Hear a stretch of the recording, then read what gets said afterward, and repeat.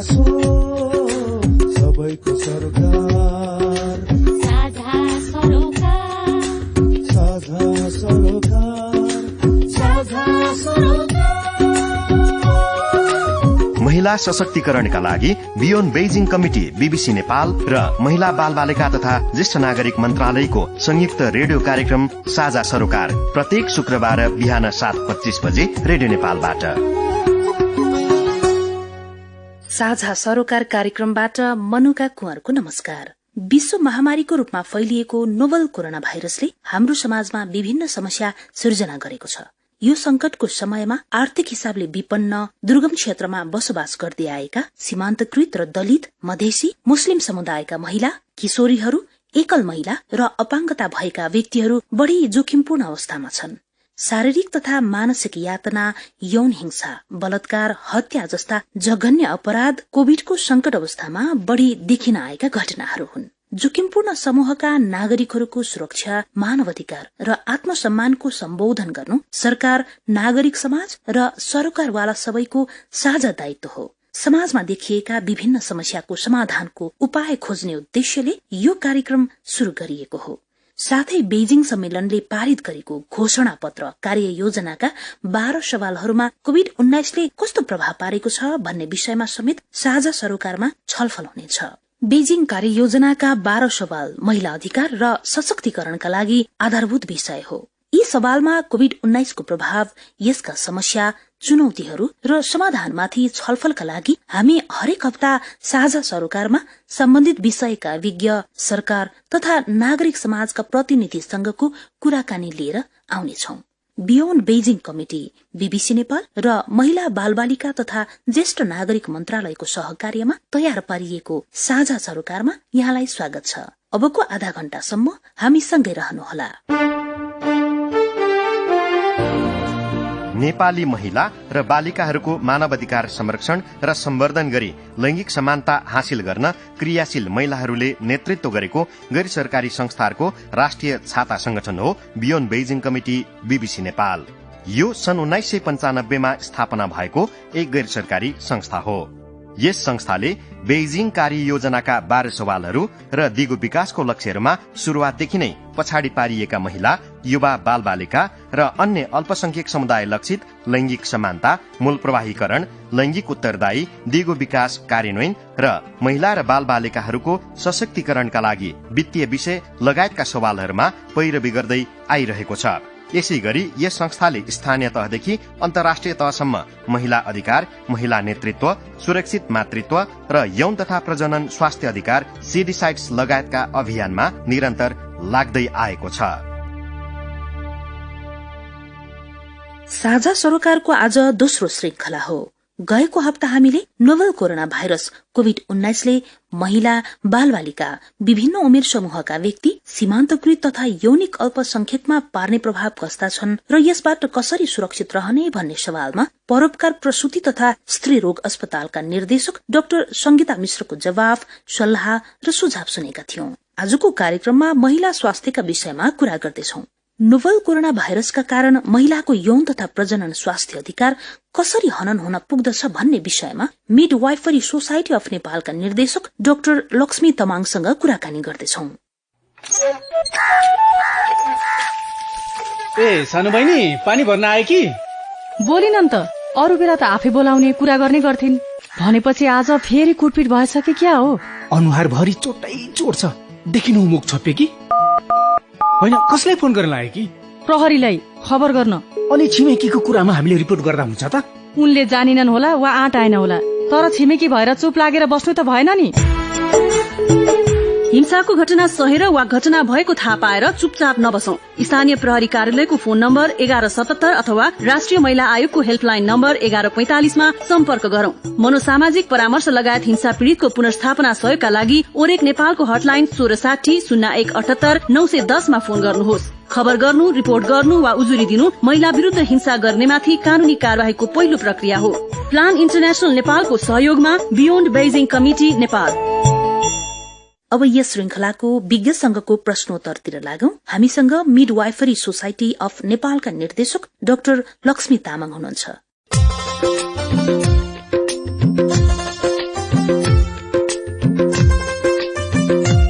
साझा सरोकार कार्यक्रममा स्वागत गर्दछु। धन्यवाद।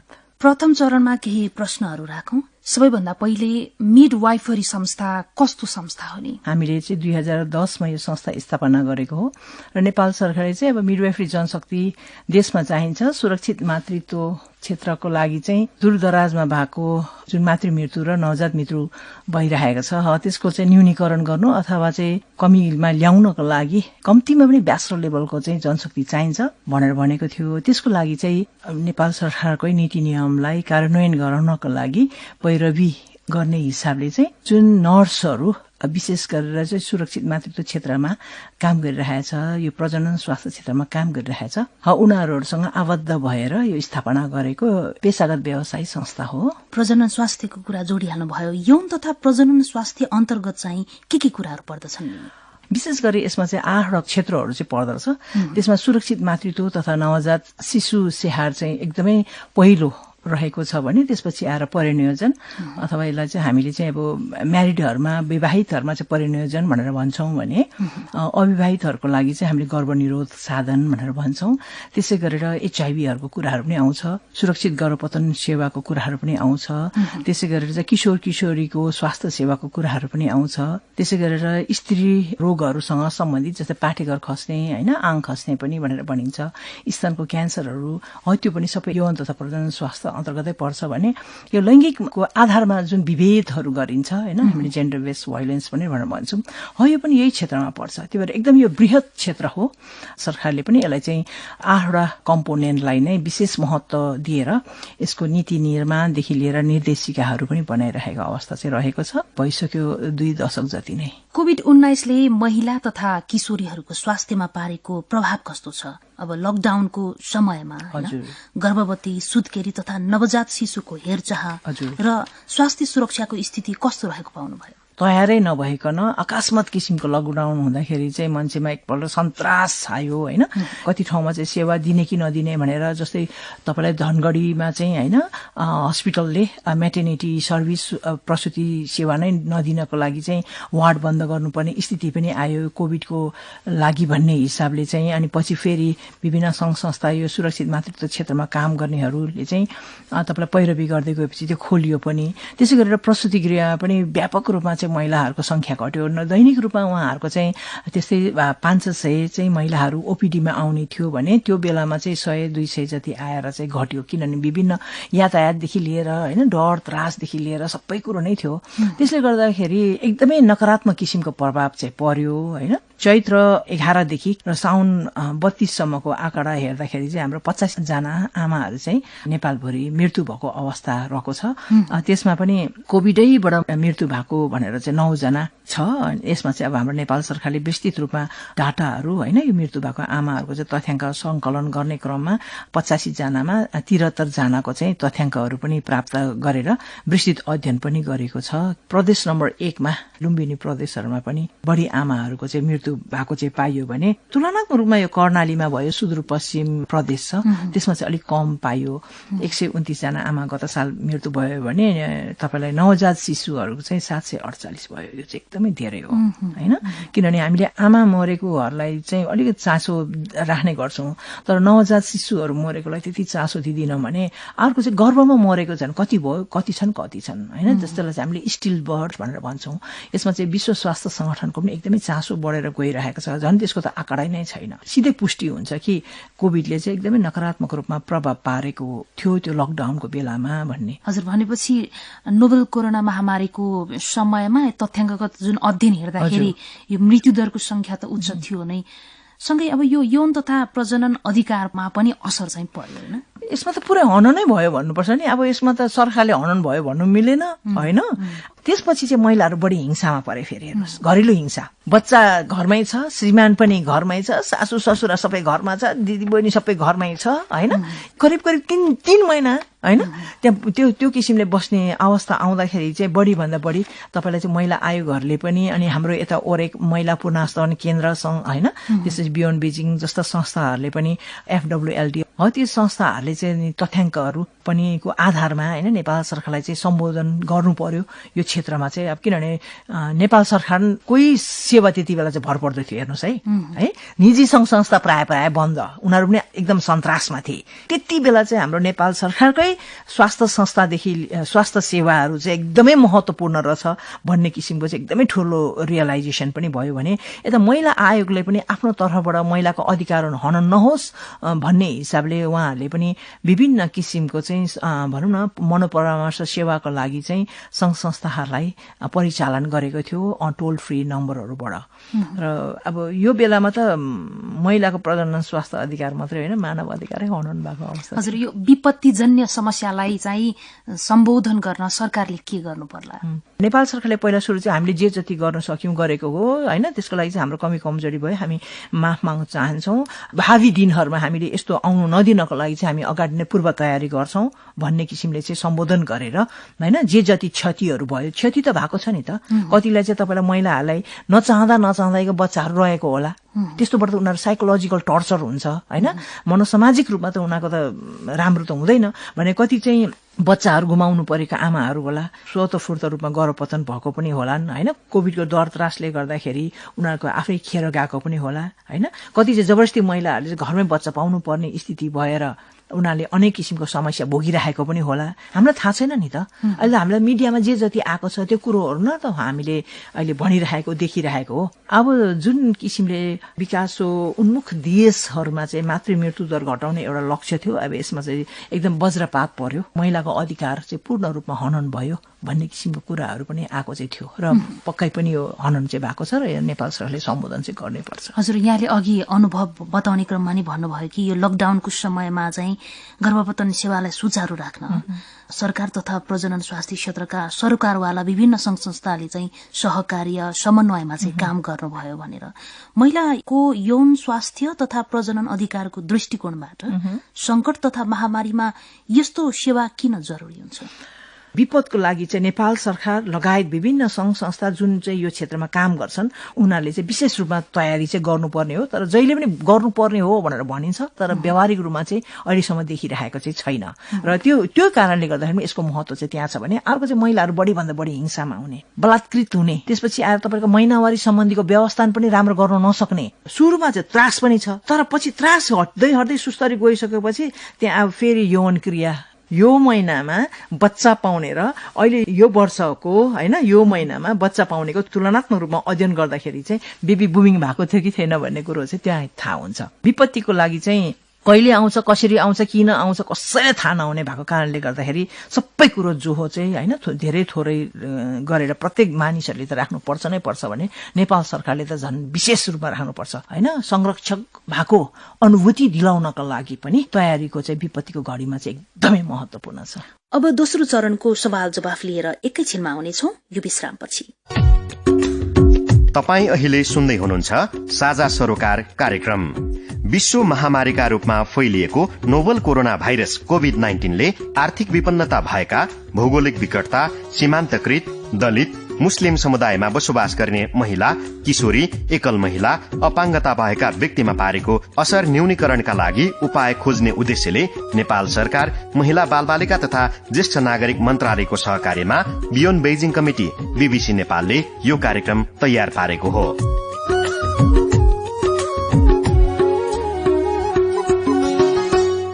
कार्यक्रमको दोस्रो चरणमा फेरि विज्ञ संघको प्रश्नोत्तरतिर लागौं। हामीसँग हुनुहुन्छ मिडवाइफरी सोसाइटी अफ नेपालका निर्देशक डाक्टर लक्ष्मी तामाङ। हामीले यसअघि 3वटा प्रश्नको जवाब पाइसक्यौं। दिगो विकास लक्ष्य मार्फत यौन तथा प्रजनन अधिकार हासिल गर्ने सवालमा सर्वव्यापी स्वास्थ्य पहुँच भन्ने विश्वव्यापी अवधारणा अनुसार सरकारले के कस्तो भूमिका खेल्न सक्छ, चुनौती के देख्नुहुन्छ? यो सर्वव्यापी स्वास्थ्यको पहुँच भन्ने कुरो जुन छ युनिभर्सल हेल्थ कभरेज होइन, त्यसमा सँगसँगै अर्को टाँसिएर आउँछ लिभिङ नो वान बिहाइन्ड भनेर। कुनै पनि कुना काप्चामा विपन्न होस्, झाडीतिर बस्ने राउटेहरू होस्, उनीहरूमा पनि कुनै पनि स्वास्थ्यको पहुँचबाट वञ्चित भएको चाहिँ हुनुहुन्न है भन्ने अवधारणा हो यो। हेर्नुहोस् होइन, यो अवधारणामा तपाईँलाई नारा लाउनु मजा आउँछ तर यो व्यवहारमा पुर्याउनलाई चाहिँ एकदमै चुनौतीपूर्ण छ। WHO ले पनि विश्व स्वास्थ्य संगठनले पनि भनिसकेको छ विशेष गरेर सुरक्षित मातृत्व क्षेत्रमा चाहिँ एउटा कम्पिटेन्ट MNH भनेको चाहिँ म्याटर्नल न्यूबोर्न प्रोफेसनल हुनुपर्छ भनेर भनेको छ। दक्ष सेवा प्रदायक चाहिँ उपलब्ध गराइदिनु पर्यो त सरकारले, त्यो त सक्छ नि त। नेपाल सरकारले नै ल्याएको छ Nepal safe motherhood and newborn programme road map भनेर, युनिभर्सल हेल्थ कभरेज SDG होइन, सस्टेनेबल डेभलपमेन्ट गोल प्राप्तिको लागि भनेर। त्यहाँ के लेखेको छ, सुत्केरी भइसकेपछि महिलाहरूको होइन जाँच परीक्षण गराउनलाई घर घरमा चाहिँ नर्स परिचालन गर्ने भनेर भनेको छ। त्यसमा के गरिरहेको छ, एकदमै राम्रो नीति नियमहरू छ, तर कार्यान्वयन गराउनको लागि चाहिँ बढी भन्दा बढी जनचेतना, नेपाल सरकारको प्रावधानहरू भन्ने कुरो उनीहरूलाई जानकारी गराएर स्थानीय स्तरबाट नै माग गरे भने, त्यो सरकारमा माग गर्नु गयो भने होइन उनीहरूले गर्नै पर्ने दायित्वहरू त गर्नु नै पर्छ नि त। प्रकोप, महामारी वा लकडाउन जस्तो यो जुन प्रतिकूल समयमा गर्भवती महिलाले स्वास्थ्य कर्मीको सम्पर्कमा रहनु पर्छ भनिन्छ। स्वास्थ्य सुरक्षाको दृष्टिकोणले यसरी सम्पर्कमा रहने माध्यम र तरिका बारे पनि बताइदिनुहोस् न। माध्यम र तरिका नेपाल सरकारले सुरुवात गरेको थियो, तर प्रभावकारी रूपमा अगाडि बढेन। पाटन हस्पिटलमा स्थापना गरेको थियो टेलिमेडिसिन। अर्को चाहिँ टोल फ्री नम्बरको, यो पनि अहिले नेपाल सरकारमा सेवाहरू अझै पनि लकडाउनले गर्दा लकडाउनसँग सम्बन्धित भनौँ न कोभिडसँग सम्बन्धित मात्रै छ होइन, हिंसासँग सम्बन्धित महिला मन्त्रालयमा छ होइन, तर स्वास्थ्यकै लागि भनेर त्यस्तो किसिमको चाहिँ छैन। त्यही भएर प्रसुति गृह थापाथलीमा चाहिँ यो लकडाउन पछि होइन कहाँ स्थापना गर्ने यो टोल फ्री नम्बर भनेर भन्दाखेरि चाहिँ प्रसुति गृहमा गऱ्यौँ भने चाहिँ उहाँले समग्र यौवन प्रजननदेखि लिएर हिंसादेखि लिएर होइन बलात्कारदेखि लिएर होइन सुत्केरीहरूदेखि लिएर समग्र भयो नि त उहाँ त। तर अब त्यसलाई चाहिँ नेपाल सरकारले अलिकति विस्तार गरेर यो चाहिँ त्यहाँ मात्रै नभएर जहाँ चाहिँ प्रतिष्ठानहरू छ, जस्तो कर्णाली विज्ञान प्रतिष्ठान छ, धरानमा हाम्रो BP कोइराला होइन तपाईँलाई स्वास्थ्य विज्ञान प्रतिष्ठान छ, त्यसै गरेर यहाँ काठमाडौँमा पाटन विज्ञान प्रतिष्ठान भयो। यी यस्ता ठाउँहरूमा चाहिँ तपाईँलाई टोल फ्री नम्बरको टोली नियमित रूपमा चाहिँ नर्स र मिडवाइफ, अनि त्यसपछि उहाँहरूलाई ब्याकअप गर्नको लागि चाहिँ चिकित्सक चाहियो, प्रसुति रोग विशेषज्ञ होइन, डेडिकेटेड टोली कम्तीमा पनि बिरामी हुँदाखेरिको अवस्थामा भनेर कम्तीमा ड्युटीमै भएको डक्टरलाई थप तपाईँलाई सुविधा दिएर होइन राख्ने, तर नर्स चाहिँ त्यहाँ छुट्टै नै खटाउनुपर्छ। अब अहिले त कोभिडले चाहिँ हामीलाई के सिकायो भने जबरजस्ती विद्युतीय रूपमा चाहिँ हामी जानु नै पर्ने भयो। यो एप्सहरू बनाएर सम्बन्धित स्वास्थ्य कर्मीहरूलाई सम्बन्धित मुद्दाहरूको होइन इस्युहरूको सब्जेक्टहरूको तालिम दिने ओर्ने, उनीहरूलाई जानकारी दिएर अगाडि बढाउने। अर्को चाहिँ टोल फ्री फोन नम्बरहरू विभिन्न प्रतिष्ठानहरू ठुल्ठुलो प्रतिष्ठानहरूले त्यो सहयोग गरि नै हाल्छ नेपाल सरकारलाई भने। अर्को चाहिँ टेलिमेडिसिनहरूको पनि होइन छुट्टै व्यवस्था गर्नु सक्यो भने चाहिँ एकदमै सहज हुने र दूरदराजले पनि तपाईँलाई धेरै भन्दा धेरै त तपाईँलाई सूचनाबाट नै भनौँ न सही जानकारीबाट सही शिक्षाबाट नै समस्या समाधान हुन्छ।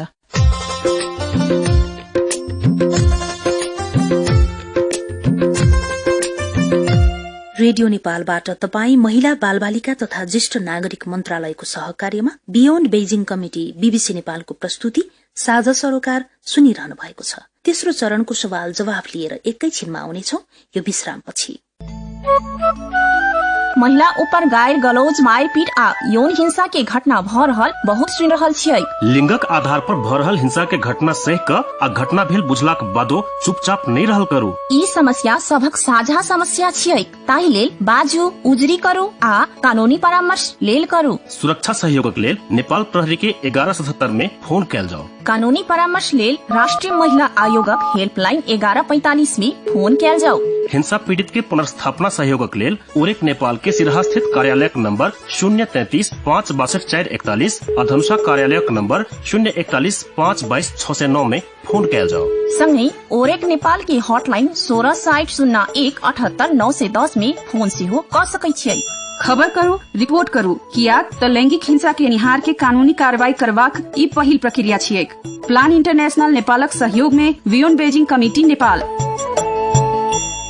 साझा सरोकार कार्यक्रममा नोभल कोरोना भाइरस अर्थात कोभिड-19बाट महिला तथा किशोरीको स्वास्थ्यमा परेको असर के कस्ता छन्, महामारी र संकटको बेलामा यौन तथा प्रजनन स्वास्थ्य अधिकारको सुरक्षा कसरी गर्न सकिन्छ भन्ने विषयमा मिडवाइफरी सोसाइटी अफ नेपालका निर्देशक डाक्टर लक्ष्मी तामाङसँग विभिन्न जिज्ञासाहरू राखिरहेका छौं। अब प्रश्नोत्तरको तेस्रो चरणतिर लागौं।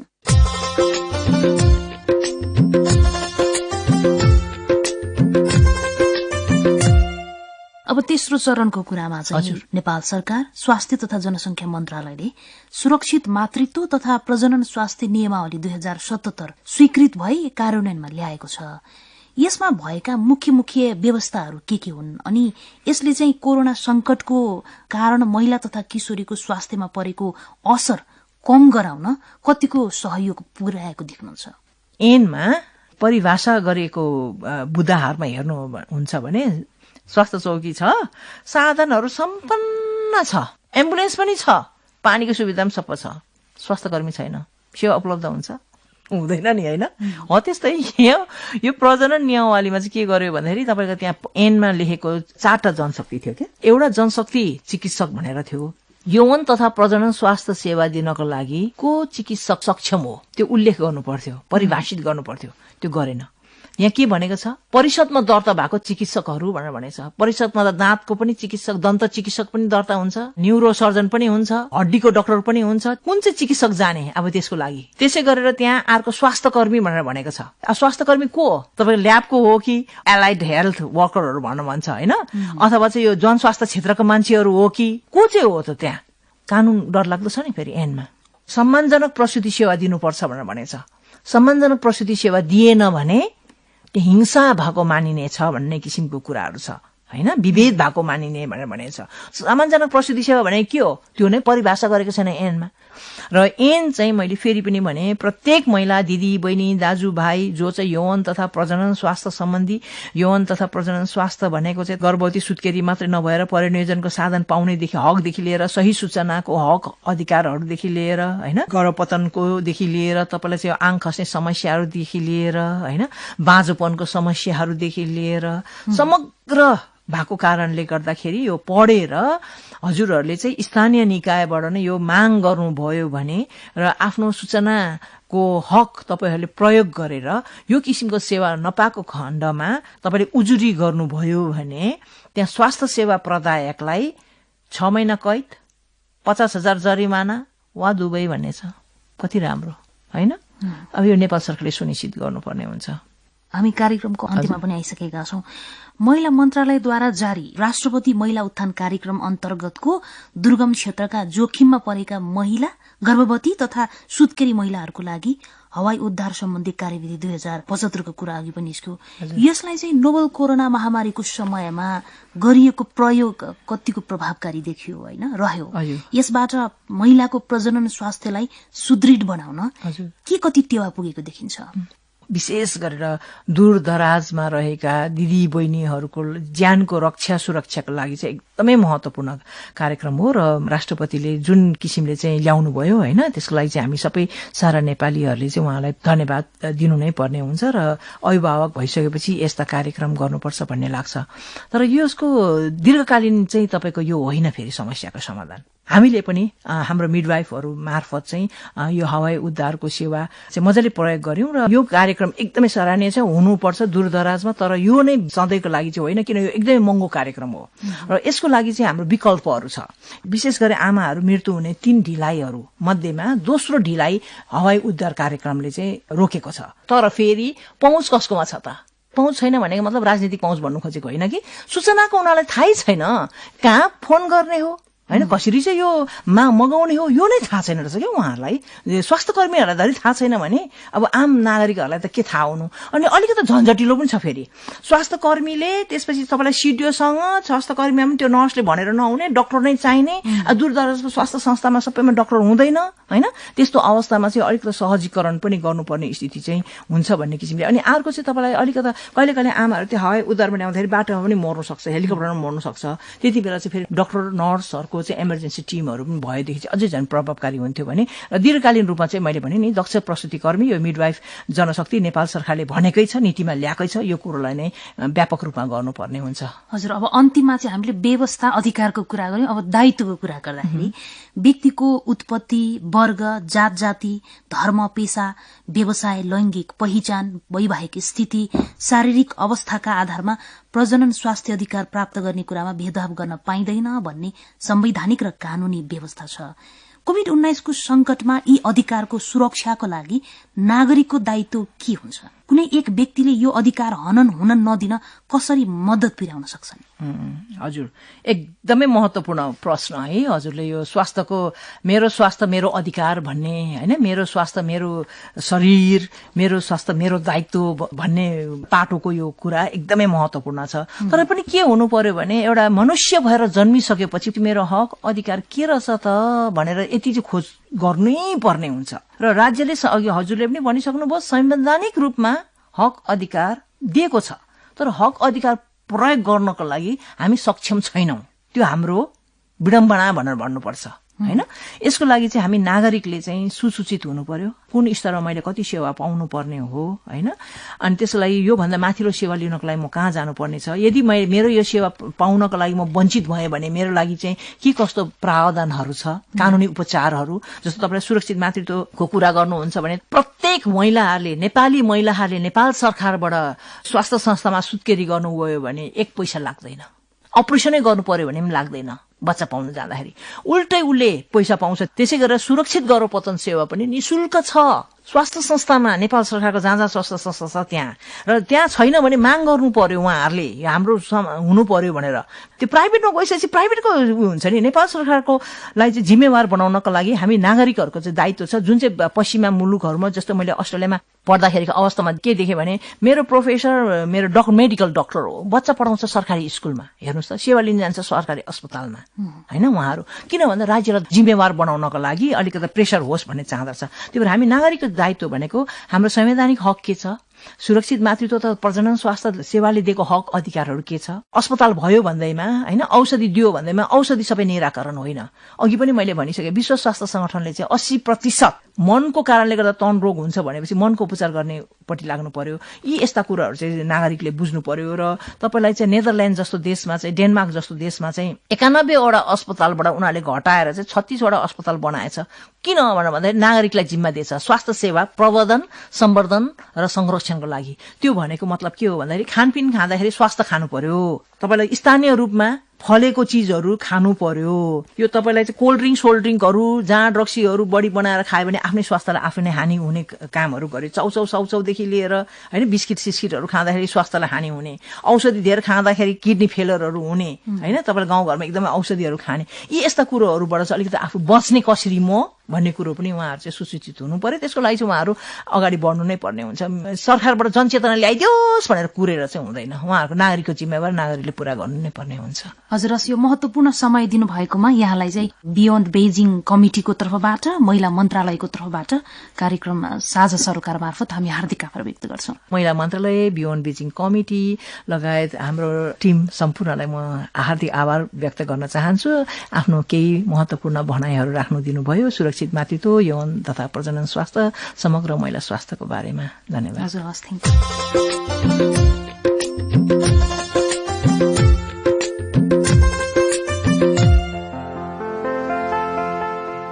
साझा सरोकार कार्यक्रम फुर्सदको समयमा सुन्नका लागि बियोन्ड बेजिङ कमिटी बीबीसी नेपालको फेसबुक पेज facebook.com/बियोन्ड बेजिङ कमिटी र रेडियो नेपालको वेबसाइट अनलाइन radionepal.gov.np मा भिजिट गर्नुहोला। कोरोना महामारीको समयमा महिला, किशोरी, अपाङ्गता भएका व्यक्ति वा दलित, मुस्लिम, मधेसी, यौनिक अल्पसंख्यक भएका व्यक्ति लगायत सीमान्तकृत समुदायका महिलामाथि हुने हिंसा, भेदभाव र अन्य समस्याबारे info@beyondbeijing.org मा लेखेर पठाउनुहोला। हामीलाई आफ्ना कुरा सिधै सुनाउन चाहनुहुन्छ भने मोबाइल नम्बर 98 085 40 795 मा फोन गर्नुहोस्। आउँदो कार्यक्रम अर्थात फागुन 7 गते शुक्रबार बिहान 7:25 बजे प्रसारण हुने साझा सरोकारमा राज्यका विभिन्न शक्ति संरचनामा महिलाको सहभागिता र निर्णायक भूमिकाको विषयमा जागरण नेपालका उपाध्यक्ष मीना विष्टसँग आवश्यक परामर्श, सुझाव र सल्लाह लिएर आउनेछौं। तपाईमा केही जिज्ञासा छ भने लेखेर पठाउनुहोला। यो दोस्रो कार्यक्रम यही पूरा हुन्छ। नमस्कार।